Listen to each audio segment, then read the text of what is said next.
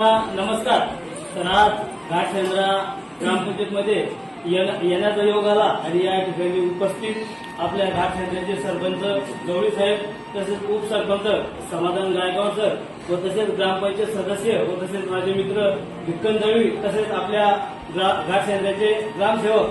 तर मित्रांनो, आता या ठिकाणी ज्यावेळेस वकील साहेबांनी सरपंच आणि उपसरपंचाची तारीफ करत असताना तर उपसरपंच साहेबांनी या सर्व जे घाटसेंद्रामध्ये कामे चालू आहे तर या कामाचं प्राधान्य आपले ग्रामसेवक यांना या ठिकाणी दिलेलं आहे. तर मला खरंच आनंद या ठिकाणी झाला, कारण प्रत्येक गावामध्ये सरपंचाचं ग्रामसेवकचं कधी जमत नाही, कारण त्यांची ते टक्केवारीवर भांडण राहतात. पण मला या गावामध्ये ही टक्केवारीची अडचण या ठिकाणी दिसून आलेली. आणि ज्यावेळेस मला वाटतं 15-20 वर्षापूर्वी घाटसेंद्रा एवढ्या परिसरामध्ये सर्वात दुर्लक्षित गाव होतं, पण आज सरपंच व उपसरपंचाच्या माध्यमातून चांगल्या विकासाचे कामं आपल्या या घाटसेंद्रा गावामध्ये या ठिकाणी चालू झालेले आहे. तर आता त्यांचं ड्रेनेज लाईन या घाटसेंद्रामध्ये चालू असतात, तर त्यांनी 2-3 दिवसापूर्वी एक व्हिडिओ टाकला होता की ज्यांचे अतिक्रमण रोडामध्ये असेल तर त्यांनी काढून घ्यावे आणि कळत न कळत जेसीबीने ते ज्यांचे अतिक्रमण होते काढण्यात आले.